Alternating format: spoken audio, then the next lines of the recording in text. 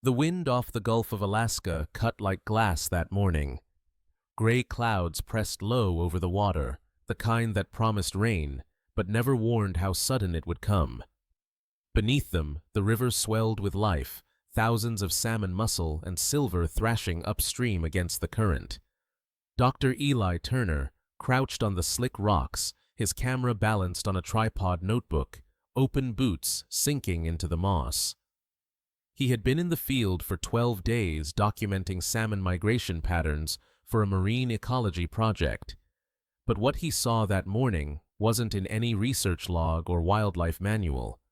Out there where the tide met the river, something moved. Not a bear, not a human. A wolf standing chest-deep in the icy current. Eli blinked hard. Another appeared. Then another. A whole pack scattered across the shallows, their wet fur clinging dark to lean bodies. They weren't chasing deer or elk like inland wolves, they were fishing. One snapped its jaws beneath the surface and came up thrashing with a salmon in its teeth. Another used its paw to slap a fish onto the bank. For a moment, Eli forgot the cold. He forgot the warnings taped to every ranger post. Do not approach wolves. Maintain distance. Report sightings immediately. Instead, he reached for his camera breath, fogging the lens. A roar of thunder rolled across the valley. The next second, his boot slipped. The camera toppled, and Eli plunged straight into the freezing river. The shock hit like an electric surge. His backpack dragged him under his lungs, seizing. He fought upward, breaking through the surface in a gasp that barely made sound against the rain. That's when he saw it, a small wolf pup, half his size, staring at him from the shallows. Its fur was pale silver, almost blue under the stormlight. It tilted its head, curiosity glinting in amber eyes. Eli tried to crawl toward the bank, but the current caught his leg. His knee struck a submerged log. Pain shot upward, blinding. He went under again. When he surfaced, sputtering, the pup had moved closer, one paw in the water, then another. Eli froze, trembling. The pup reached out, sniffing the air, and let out a soft yip, neither threat nor fear, just something that sounded alive. He whispered hoarsely, half to himself, "You're not supposed to be here, and neither am I." The rain thickened, turning the world to mist. Somewhere behind the pup, an adult wolf howled deep, commanding, echoing through the gorge. The pack began to retreat toward the trees, but the pup stayed for one heartbeat longer, eyes locked on the shivering human. Then it turned, disappeared into the fog. Eli dragged himself to the shore, collapsed onto the gravel, heart hammering. He looked out into the empty river and whispered, "Did that really just happen?" By the time the storm cleared, the Alaskan coast had changed its color. The ocean shifted from steel gray to deep blue, and mist crawled along the spruce forest like breath on glass. Gulls screamed overhead. The air smelled of salt rain and fish, the perfume of this wild edge of the world. Dr. Eli Turner woke inside his tent, his hands still shaking from the night before. The cuts on his palms had scabbed over. His notebook lay open beside him, its pages warped with water. Scrawled across one of them in ink that had half bled away were 4 words. "Wolves that fish. Confirmed." He was 34 years old, a field biologist from Oregon State University, specializing in marine terrestrial interactions, the overlap between land predators and ocean resources. For years he had read studies about Canis lupus columbianus, the so-called coastal wolves of the Pacific Northwest. But sightings were rare, and photographic evidence even rarer. Until last night. Eli zipped up his jacket and stepped outside. The world was quiet except for the constant rush of water. His tent sat a few hundred meters from the mouth of the Kitasu River, where the tide pushed in and out twice each day. It was a place few scientists ever reached, too remote, too wet, too unpredictable. He stretched his sore leg and limped toward the bank. The morning light painted the water gold. A bald eagle perched on a driftwood stump scanning the waves for fish, and on the far side of the river something moved. At first, Eli thought it was a trick of light. Then he saw the same pale shape he'd glimpsed the night before the pup. It was crouched near the waterline, pawing clumsily at the shallows. Each time a fish flicked past, it leapt too late, landing with a splash that sent salmon scattering. The pup shook itself, sneezed, then tried again. Eli couldn't help but laugh quietly. "Persistent little thing," he murmured, and lifted his binoculars. Through the lenses, he caught every detail: the dark line along its muzzle, the seaweed clinging to its fur, the flick of its ears at each sound.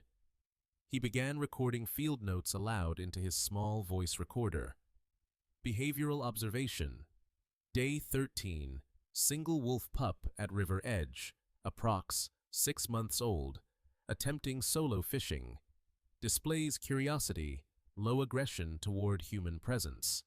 Possibly separated from pack during storm. He paused, lowering the recorder. Somewhere in his chest, that old professional boundary, the invisible line between observer and participant, felt thinner than it should. He knew the rules of field ethics. No direct contact with wild animals. No feeding or rescuing without authorization from wildlife control. Maintain a minimum distance of 50 meters at all times. But then he remembered the look in those amber eyes last night. Not wildness, not fear, but something that looked like recognition. Later that morning, he met with a local fisherman, Sam Kootenai, one of the few permanent residents of this isolated inlet. Sam's family had lived there for generations, part of the Tlingit community. His weathered face broke into a grin when Eli mentioned the wolves. "You saw them fish, didn't you?" Sam said. "I did," Eli replied, still half in disbelief. "Then you've seen what most men here never do. Those wolves, they don't just survive off the land. They read the tides like we do. The sea feeds them, and they give it respect in return." Eli followed Sam's gaze toward the horizon. The tide had turned. Silver streaks of salmon shimmered in the current. "They call them Ganaks, the spirit wolves," Sam added. "If one crosses your path, it means you've been noticed by the land itself." That night, as the sun fell behind the mountains, Eli replayed those words in his mind. Noticed by the land itself. He wrote in his log, "Perhaps we're not here to study them, but to listen." He reviewed his footage, blurred frames of rainwater and gray shapes moving through mist. But one clip froze him, the pup half submerged, staring toward the camera. Its expression wasn't animal curiosity.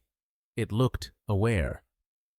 Outside, the tide rose again, lapping against the stones. Somewhere in the distance, a faint howl echoed through the fog, long, steady, and mournful. The sound rolled down from the forest ridges, bounced across the water, and wrapped around the camp like a memory. Eli sat back, eyes closed. For a moment, he wasn't a scientist with data sheets.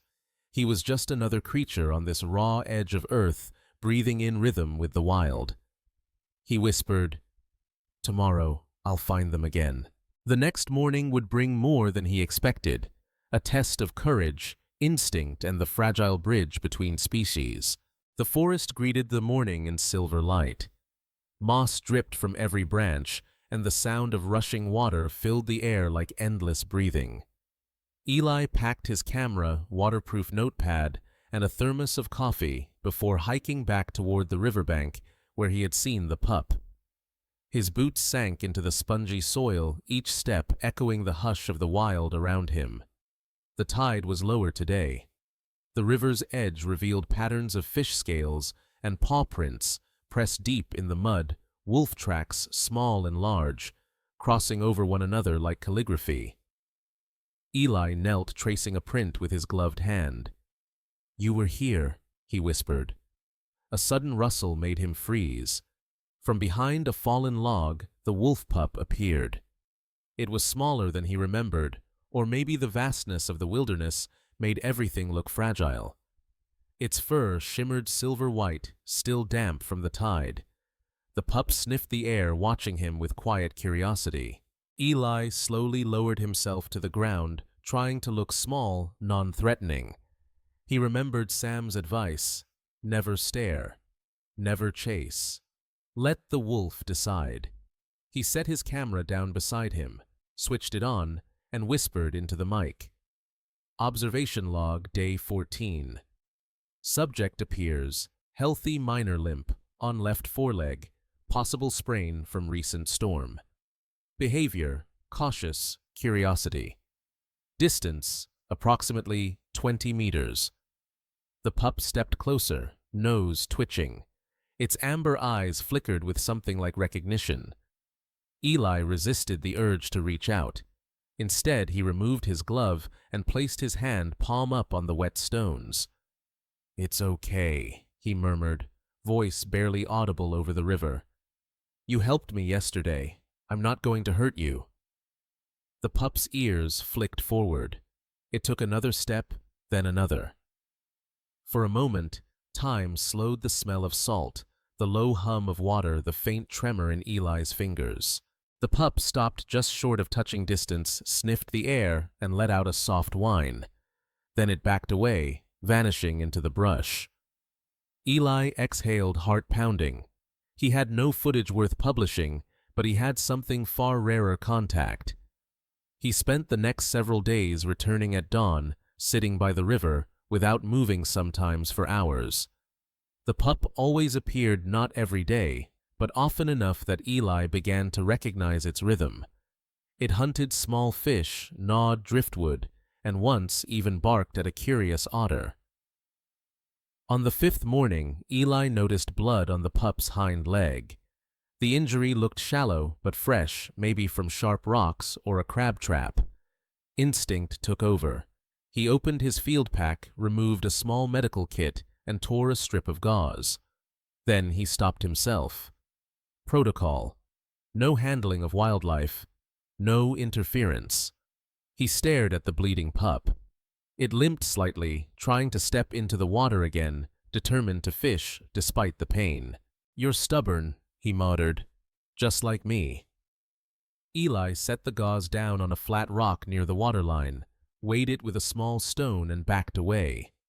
The pup watched, cautious. Minutes passed. Finally, it crept forward, sniffed the fabric, and to Eli's amazement, pressed its leg against it, as if recognizing the gesture. The bandage slipped off quickly in the current, but something changed. From that day on, the pup no longer ran when he arrived. It waited. One evening, Eli sat sketching the river in his notebook when he felt eyes on him. He looked up. The pup was there again, closer than ever before. Its fur had dried to a soft gray hue, catching the light of the setting sun. Behind it in the distance, the rest of the pack emerged, 5 adults moving silently through the reeds. Eli froze. His breath turned shallow. The alpha female, large scarred eyes, sharp as flint, met his gaze. A long moment passed. The air thickened with tension. Then she looked away, giving a short, low growl toward the pup. The signal was clear time to leave. But before turning, the pup looked back at him, one last glance, long and deliberate, like a promise not to forget. That night, Eli couldn't sleep. The moon hung low above the sea, and every wave seemed to whisper that the wild had noticed him back. He turned on his voice recorder. Observation log. Day 18. First full sighting of coastal wolf pack. Pup continues to show curiosity. Potential bond formation. I know I shouldn't interfere, but if empathy is interference, then maybe we've misunderstood nature all along. Outside, a howl rose low, drawn out, and answered by others farther away, blending with the roar of the surf. Eli stepped out of his tent and looked toward the forest, where shadows moved like water. For the first time, he didn't feel alone. The days blurred into a rhythm of tide and wind. Morning brought the soft hiss of waves.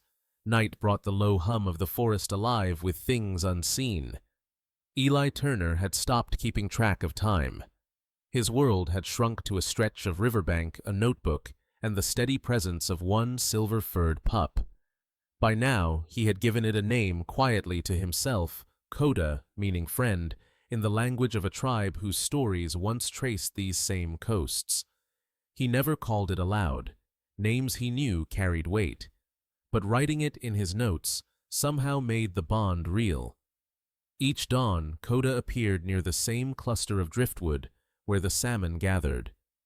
Eli watched through his camera lens as the pup learned the rhythm of the river, the way salmon surface just before breaking against a current, the timing of the leap, the art of patience. Again and again the pup failed, yet it never gave up. One afternoon, a sudden downpour drove Eli to take shelter under a cedar overhang. Thunder cracked across the bay, and the river swelled dangerously fast. Through the sheets of rain he spotted movement, the small gray figure struggling against the current. "Coda," he shouted, before realizing what he'd done. The word tore from his throat without thought. The pup yelped, slipping on slick stones, then disappeared behind a wave of foam. Eli sprinted, heart hammering, slipping down the muddy slope. The rain stung his eyes, but he could just make out the pale shape tangled near a branch. He waded in waist deep, fighting the pull of the water, and scooped the shivering body into his arms. The pup was light, too light. It whimpered softly, head pressed against his chest. Eli carried it to his camp and laid it near the fire pit, wrapping it in a dry blanket from his pack. His hands trembled as he rubbed its fur, careful not to touch the wounded leg. "Easy," he whispered. "You're all right now." The fire crackled, casting orange light over fur that glistened with tiny droplets. Slowly, the pup's breathing steadied. It blinked up at him, then sneezed as if annoyed by his concern. Eli smiled for the first time in days. Tough little fisherman, huh? He knew the danger in what he was doing, both for himself and for the wolf. Direct contact could destroy months of behavioral neutrality. Yet, as he sat beside the fire listening to the rain hammer, the tent walls, the rules of research felt small compared to the quiet miracle breathing beside him.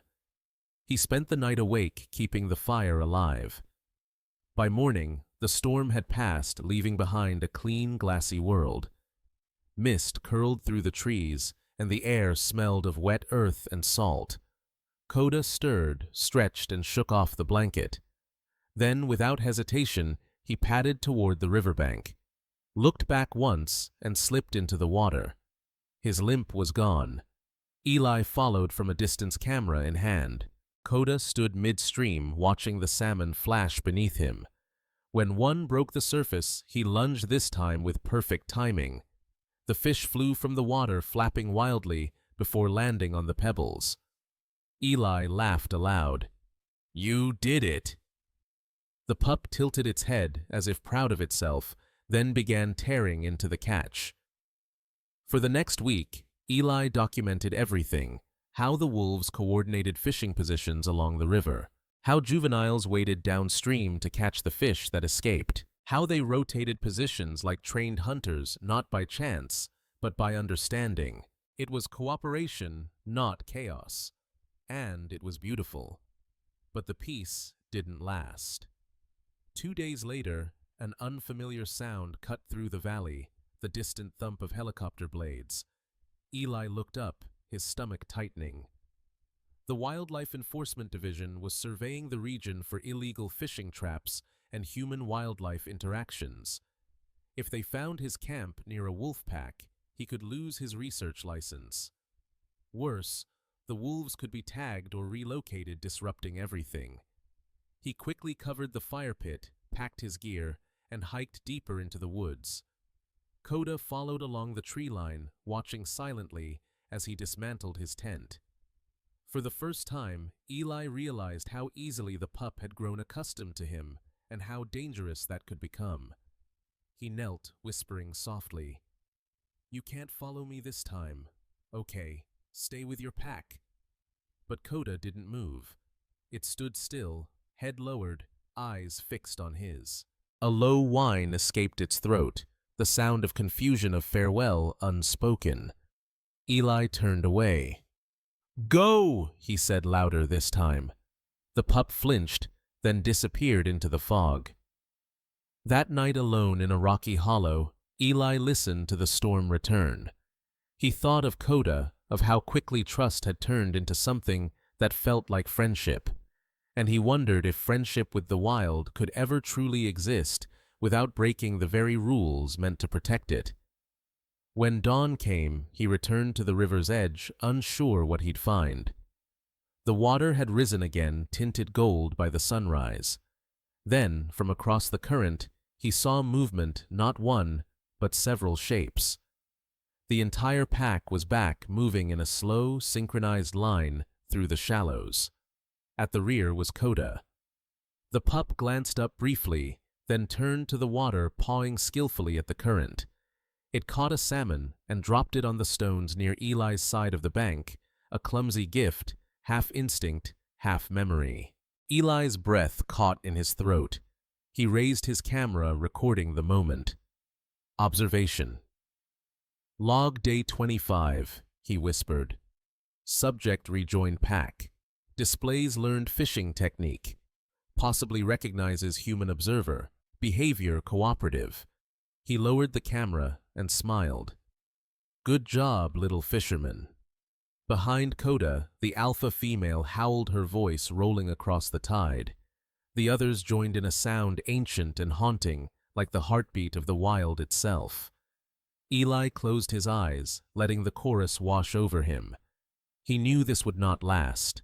But for now, in that perfect balance between sea and forest, between human and wolf, something sacred held steady. The next week brought the kind of summer storm that Alaska is famous for, cold, heavy, and unpredictable. It rolled in from the sea without warning, turning the horizon to liquid steel. Eli Turner woke before dawn to the growl of thunder and the metallic scent of rain. The tent shuddered around him like a breathing thing. He stepped outside, pulling his hood tight. The world was a blur of wind and water. Waves crashed against the mouth of the Kitasu River, and the forest swayed under the force of the gale.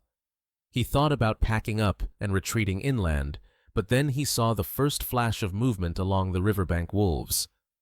They were there, despite the weather fishing, as the salmon ran in frantic numbers.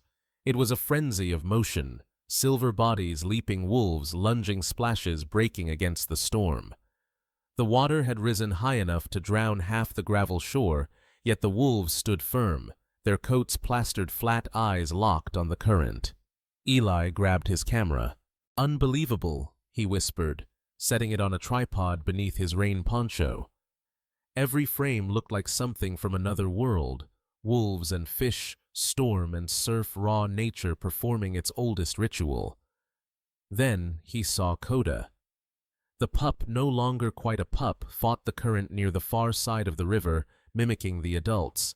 He was stronger now, confident, but the water was merciless. A sharp crack of thunder startled the pack. One of the adults bolted upstream, the others followed, barking sharply. Only Coda stayed behind, determined to hold his ground. "Coda." "No," Eli shouted before catching himself. The words vanished into the wind. He stepped forward for a better angle, his boots sliding on wet rock. The rain made everything slick, each step treacherous. Then a sudden slip. The camera tumbled, his foot twisted, and before he could grab a branch, he plunged into the torrent. The cold was instant, paralyzing. His backpack dragged him under, spinning. He surfaced, once gasped, and then went down again. Water roared in his ears, his vision blurred. He tried to swim toward the shore, but the current spun him sideways, slamming him against a submerged log. Panic clawed at his chest. He kicked, desperate for air. The world narrowed to sound, thunder, rushing water, and a cry that didn't belong to him. A howl. Through the haze of foam, something gray shot toward him. "Coda." The young wolf lunged into the current, jaws clamping onto the strap of Eli's backpack. For a moment, man and wolf were locked together, struggling against the current that wanted to drag them both away. Coda Eli gasped, barely conscious. "Let go." But the wolf didn't. It tugged, planted its paws against a rock, and pulled with everything it had. Inch by inch they moved toward shallower ground. Eli reached up, grabbed a branch, and with one last surge of strength, dragged himself half onto the bank. The wolf lost its footing, slipped, then scrambled beside him, drenched and panting. They lay there for a long time, man and wolf both trembling, both alive. The storm still raged, but it felt distant now, like a world away. Eli rolled onto his back, coughing water from his lungs. "You crazy little—" He stopped himself, laughing through the ache. "You saved my life." Coda nudged his arm with a wet nose, then sat beside him, tail twitching. The look in its eyes was something Eli would never forget, alert, cautious, but unmistakably aware. It was the same look from that first day, only deeper, older. The alpha female appeared moments later, followed by the rest of the pack. They formed a semicircle around Coda, sniffing, checking. Then the leader turned her gaze toward Eli. Her ears flattened slightly, but there was no snarl, no threat, just acknowledgement. For a fleeting heartbeat, Eli felt like he had crossed some invisible bridge, from observer to participant, from stranger to something closer. The rain began to ease. The clouds thinned, letting a wash of gray light spill over the river. Coda stood, shook the water from his fur, and howled. It wasn't loud or long, but it was clear, a single pure note that echoed through the valley. The rest of the pack joined in their voices, blending with the fading thunder until the whole world seemed to vibrate. Eli listened, tears mixing with rain. The sound wasn't wild or savage. It was alive, a song of existence itself. When silence returned, the wolves began to move.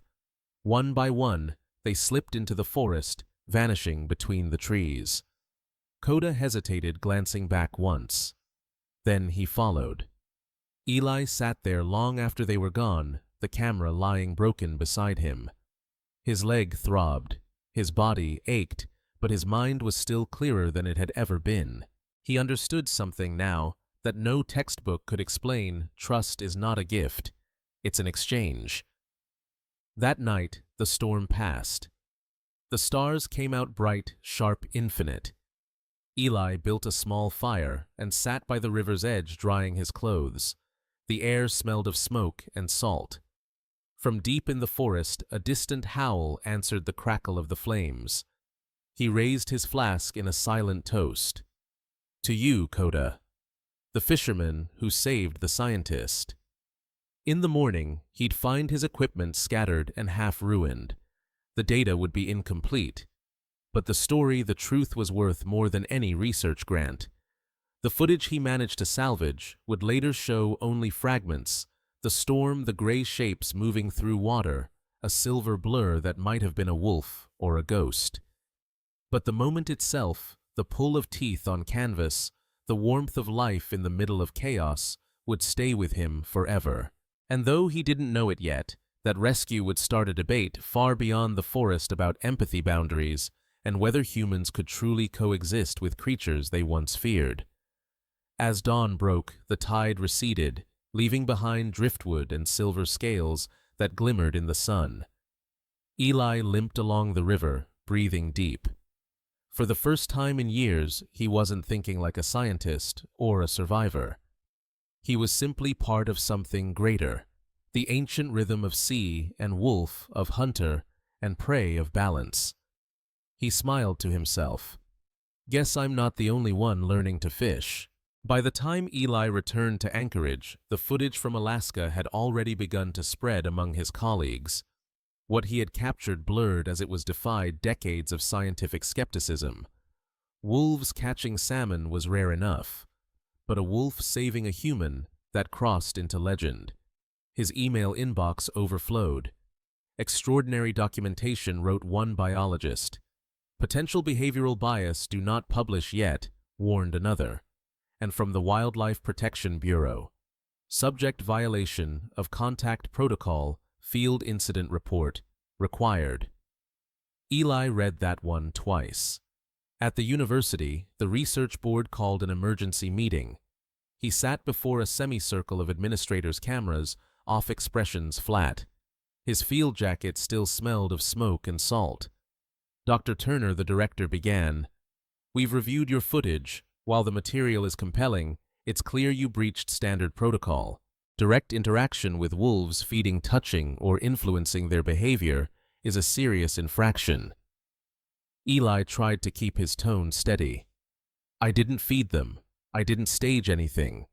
I was documenting a phenomenon that you nearly drowned," another interrupted. "And according to your log, a wolf made physical contact with you. You understand what that implies. If these animals lose their natural fear of humans, it can endanger both sides." He clenched his fists beneath the table. They didn't lose fear. They chose trust. "There's a difference." A murmur rippled through the room. Someone whispered, "Anthropomorphism." Another typed notes rapidly. "Be that as it may," the chairwoman concluded, "your permit is suspended pending investigation. You'll submit all raw data for review. Effective immediately, you are to cease field operations in Alaska." The gavel of bureaucracy struck harder than the cold ever had.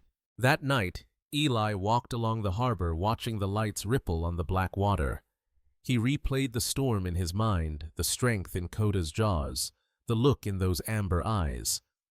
It didn't feel like interference. It felt like understanding.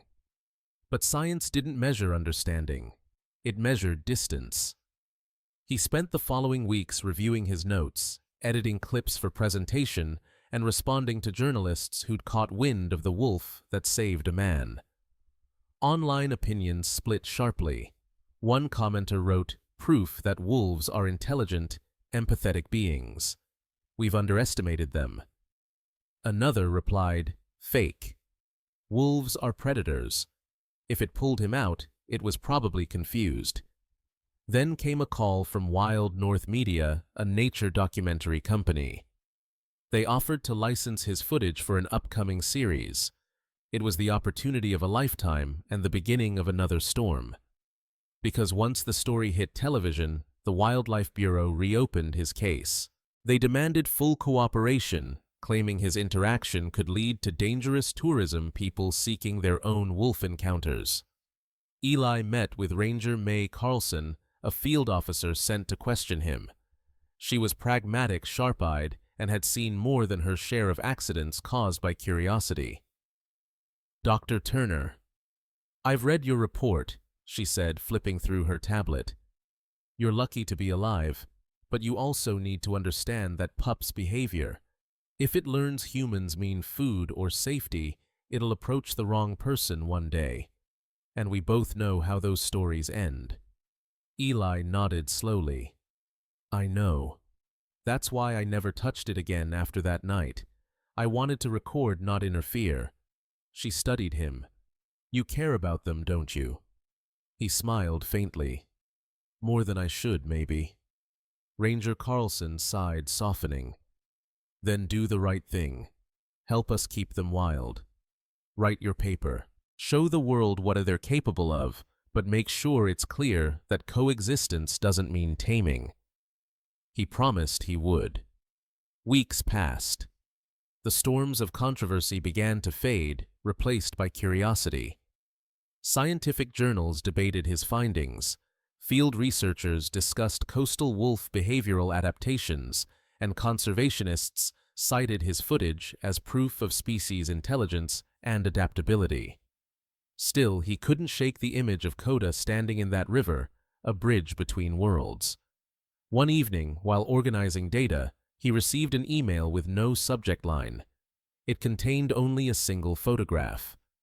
The sender was Sam Kootenai, the fisherman from the coast. The photo showed the Katasu River, calm beneath a pink sky.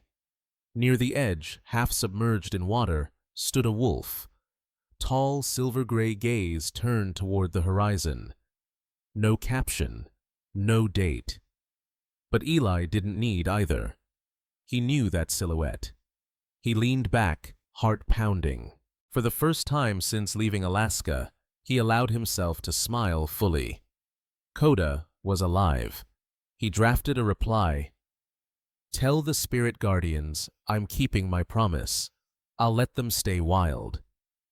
Then he closed the laptop and whispered, "Maybe some stories aren't meant to be owned, just witnessed." Outside his window, snow began to fall soft and quiet, like the sea remembering its own echo. Spring came slowly to Alaska, melting the edges of snowfields and turning the rivers back to liquid glass. A year had passed since that storm, but for Eli Turner, the memory of it hadn't dulled. If anything, it had deepened like an ache that never healed, only changed shape. His research suspension was finally lifted. The Wildlife Bureau, after reviewing months of data and testimony, reinstated his field license under one condition: no further contact with wild wolves. Observation only. Eli agreed, though part of him already knew the rule would be harder to follow than they imagined. He returned to the coast by bush plane that April, carrying lighter equipment and a heavier heart. The pilot, a friend from previous surveys, glanced at him as they descended over the emerald forest. Back for redemption or ghosts? Eli smiled faintly. Maybe both. The world below hadn't changed: same glacial rivers, snaking through valleys, same driftwood-strewn beaches. Yet, when his boots touched the ground, he felt the difference. He wasn't here as a scientist chasing data. He was here to say goodbye. The campsite was still there, half reclaimed by moss. His old fire pit had filled with rainwater, reflecting the gray sky like a mirror. Eli unpacked in silence, listening to the waves. He had promised himself he wouldn't seek them out, but his eyes kept drifting toward the river's mouth, the place where everything had begun. That evening, as dusk settled, he heard it a howl. Faint, distant, but unmistakable. He froze. It rose once then, again echoing through the canyon. His pulse quickened. Could it be them? Could it be him? Before reason could stop him, Eli grabbed his jacket and started walking. The forest swallowed him whole. The air smelled of cedar and ocean spray. The ground, still damp from melted snow, muffled his steps. And then, through the trees, the river appeared wide, alive, gleaming with salmon already fighting their way upstream. He saw movement near the bend. A wolf, sleek and silver-gray, stood in the shallows. For a heartbeat, time fractured. Coda. The wolf looked stronger now, its coat, darker eyes sharp and steady. It wasn't a pup anymore, but something more: a hunter, a leader in its own right. When it turned, their eyes met across the distance. Eli didn't move. Neither did Coda. The river roared between them, but the silence that filled it said everything words could not. He reached into his bag and pulled out a small bundle, wrapped in netting, several salmon he'd purchased from local fishermen. Not to feed, not to tame, but to return what the sea had given. He knelt and tossed them gently into the current. The fish tumbled through the waves, glinting silver, before disappearing downstream. For a moment, Coda's gaze followed them. Then it looked back at him. The wolf's tail lifted slightly, not in aggression, but in recognition. "Go on," Eli whispered. "They're yours." The wolf stepped forward, testing the water, then waded into the current. Its movement was graceful, certain. It caught one fish easily, tossing it onto the stones, but instead of eating it, left it there halfway between them, as if answering the gesture. Eli's throat tightened. "So, that's your goodbye, huh?" He raised his camera hand, trembling. This time, there was no rush to document, no panic to capture proof. He filmed because he couldn't bear to forget. The lens framed Coda against the river, the mountains behind him, the low sun painting gold across his fur.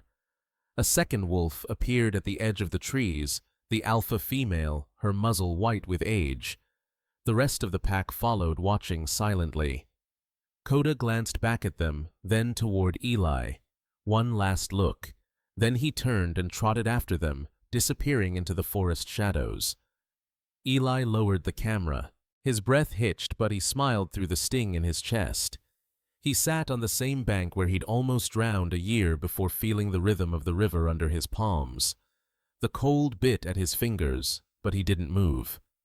Somewhere upstream, he heard the faint chorus of howls, a farewell, or perhaps a reminder that he was never really alone out here. He stayed until the sky went violet, until stars began to appear between torn clouds. Then he whispered, "Thank you, Coda, for saving me and for letting me go." Before leaving, he built one last fire. The flames crackled, throwing sparks into the dark. From his pocket, he took a small object, a tag from his ruined backpack, teeth marks still visible from that night in the storm. He placed it on the log and watched it burn. When the fire dimmed, he turned back toward camp, his steps slow but certain. The next morning, he packed up the last of his gear, zipped his journal shut, and looked once more toward the tree line.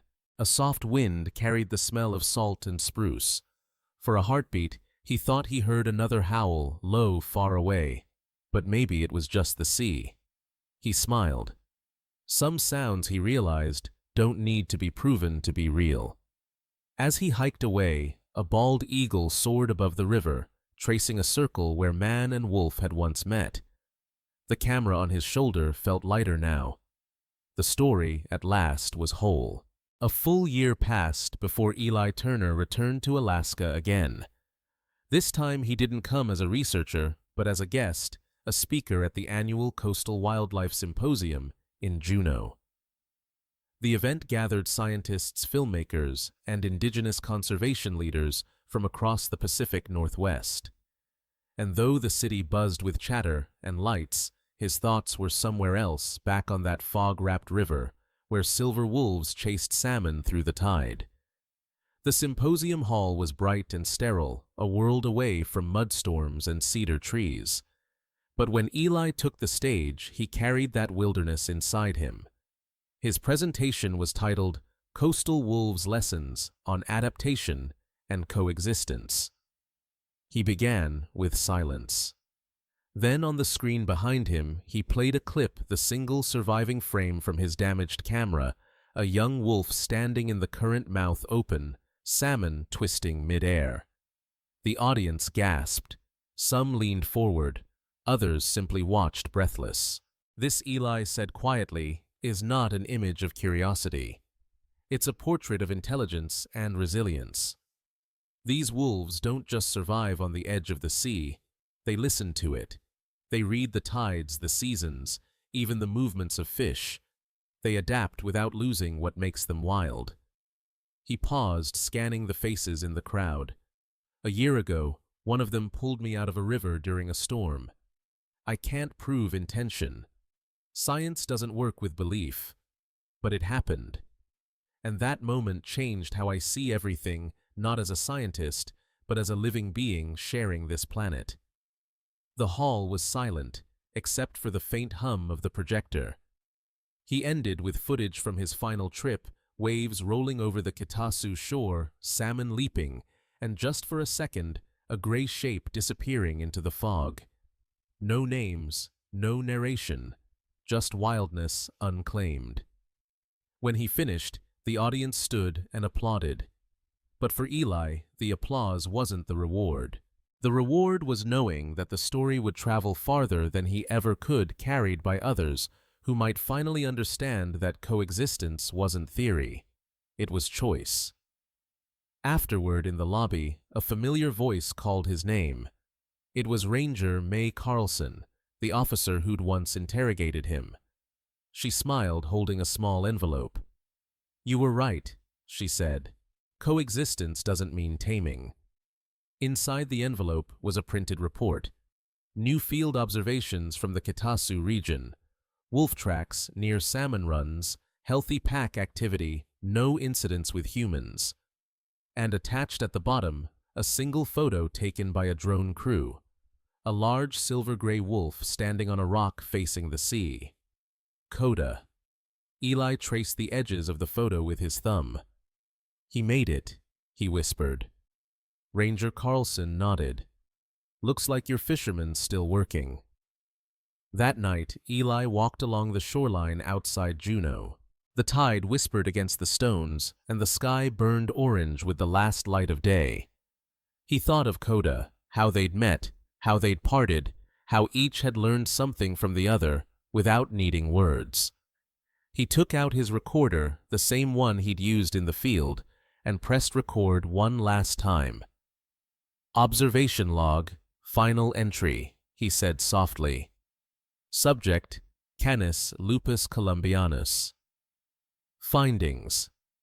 The species demonstrates remarkable adaptability to coastal ecosystems. But the most valuable discovery wasn't behavioral. It was emotional, the realization that observation without empathy is just surveillance. To study nature, we must also respect it. He stopped letting the waves fill the silence. Then, almost smiling, he added, "Also, I owe one wolf a very big thank you." He clicked the recorder off. The next morning, before his flight home, Eli took a small boat out to an uninhabited island along the coast, a research reserve managed by local conservationists. There, he met Sam Kootenai again. The fisherman's beard was whiter now, but his grin hadn't changed. "You came back," Sam said, handing him a mug of strong coffee. "I had to," Eli replied. "There's one last thing I need to do." They walked to the river mouth together. The tide was high, carrying the same smell of salt and cedar that had haunted his dreams. Eli knelt at the water's edge and dropped a handful of salmon scales he'd kept from his old samples. They sparkled like shards of memory before sinking out of sight. Sam watched quietly. "You letting go?" Eli nodded. "No, just giving back." For a long moment they stood without speaking. Then far upriver, a sound broke through the wind, a single distant howl. Eli froze. The hair on his arms stood on end. The sound echoed once, then again, fading into the mist. Sam smiled. "Guess the spirits remember you." Eli's eyes glistened. Or maybe he just came to say good fishing. He turned toward the ocean, feeling the weight of the world settle into something softer. The storm that had once almost killed him had brought him here to understanding, to humility, to peace. He whispered into the wind, "Stay wild, my friend." The tide carried the words away. Somewhere beyond the trees, the howl rose once more, blending with the surf, the eternal duet of land and sea, of man and wolf. When Eli Turner finally returned home, Alaska stayed with him in the smell of salt on his clothes, the scars on his hands, and the quiet that never left his bones. Months passed, but every time it rained, he could almost hear it again. The rush of the Kitasu River, the splash of salmon, the soft whine of a young wolf. He often thought about how small the world had seemed in that moment, one man, one animal, bound by instinct rather than science.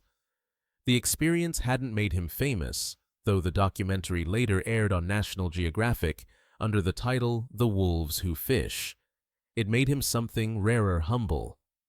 He kept working, teaching young biologists not just how to measure nature, but how to listen to it. In every lecture he repeated the same sentence: observation is not enough. Empathy is the bridge that makes knowledge meaningful. Sometimes students asked about the wolf. Did it really save you? Did you ever see it again? He always smiled and answered honestly, yes, once. But that was enough. Eli's story spread far beyond universities. Conservation groups used his footage to promote coexistence programs for wolves, bears, and coyotes across North America. Indigenous communities shared it as a reminder of an older truth that the wild isn't separate from us. It's part of us. In one of his final journal entries, Eli wrote, "Wolves don't adapt because they want to survive. They adapt because the world changes and they listen." Maybe that's what we need to learn, not control nature, not fear it, but listen. That sentence became the opening line of a children's book inspired by his research, Coda and the River of Silver Fish. The book was illustrated with soft watercolor scenes, a boy and a wolf learning from one another beneath the rain. It reached classrooms, libraries, and conservation centers across the country. Children drew pictures of wolves and wrote letters saying they wanted to protect them.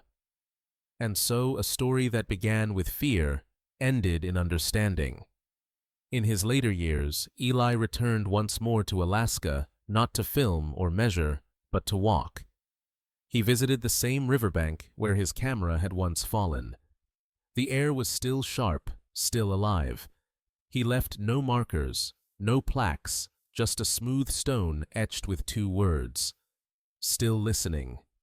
That evening, as he watched the sun set over the water, he thought of all the things he had learned, and all the things the wolf had taught him, without a single word: patience in the face of failure, strength in the current, the courage to trust even when it's risky, the wisdom to let go when it's time. The tide crept up, touching the stone, carrying it slowly into the river. He smiled. Nature had always known how to keep what was truly hers.